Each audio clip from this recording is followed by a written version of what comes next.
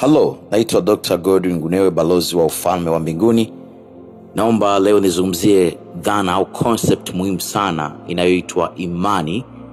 Na neno hili pia sio dhana ambayo inaweza au inayotumika kwenye dini na madhehebu. Neno imani ambayo kwa Kiingereza tunatumia neno faith, neno halisi ambalo wenzetu wa Greek wametumia katika ile katiba ufalme au Biblia, katika lugha ile ya asili ya Kigreek wametumia neno pistis. Sasa hili neno pistis ni neno ambalo linatumika sana katika nchi za kifalme miaka ya zamani sana. Neno hili linamaanisha ni ile hali ya uwezo wa kiuzalendo wa kuiamini serikali ya ufalme husika.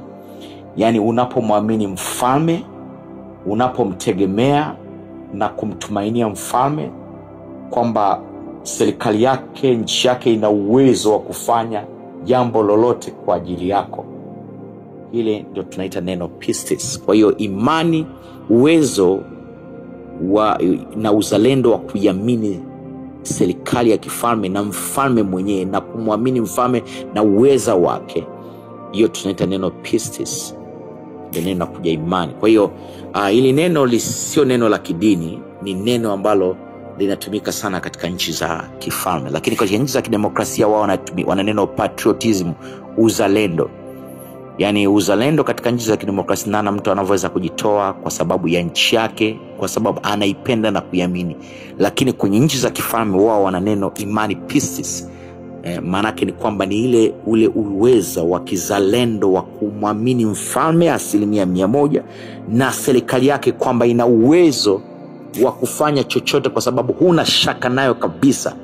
Unapoiamini serikali, ndio inaitwa neno pistis, imani. Kwa neno imani sio dhana katika nchi za sio dhana inayotumika kwenye dini au madhehebu, hapana. Ni concept, ni dhana katika nchi za kifalme. Uwezo wa kiuzalendo wa kumwamini mfalme na serikali yake ya kifalme, ukiamini kwamba yeye anaweza akakufanyia vyote kwenye nchi, kwa sababu kwenye nchi za kifalme mfalme ndio lord, manake mmiliki wa nchi, lakini yeye ndio anayewajibika kuleta ustawi wa kila raia wa nchi. Kwenye nchi za kidemokrasia anayewajibika kuleta ustawi wa nchi na raia wake ni mfalme, lakini kwenye nchi za kidemokrasia hiko kitu hakipo. Kwenye nchi za kidemokrasia unawajibika wewe mwenyewe, lakini nchi za kifalme mfalme ndio anayewajibika kukuletea maendeleo, kukupa maisha, kukupa miongozo ya namna ya kuweza wapi wakupe ardhi ya kulima, upewe nini. Kwa hiyo kwa sababu heshima ya mfalme ni watu wake. Mfalme anamiliki watu, yeye ndio lord owner, anamiliki watu, anamiliki nchi. Kwa hiyo nchi inapokuwa maskini, yeye anafedheka, anapata aibu. Ndio maana yeye ndio anayewajibika. Kwa hiyo wale watu wote walio ndani ya ule ufalme wanapaswa kuwa na uzalendo na kuitegemea serikali ya huyo mfalme na ufalme mzima kwa 100%. Ndio maana kitaalam wa wenzetu wa Greek wana neno pistis, maana yake ni neno la kisiasa katika nchi za kifalme, a political term in kingdom countries au monarchical countries. Asante sana. Naomba kama una swali basi utaweza kunipigia kwa namba ile. Serikali ya mbinguni kubariki sana. Asante.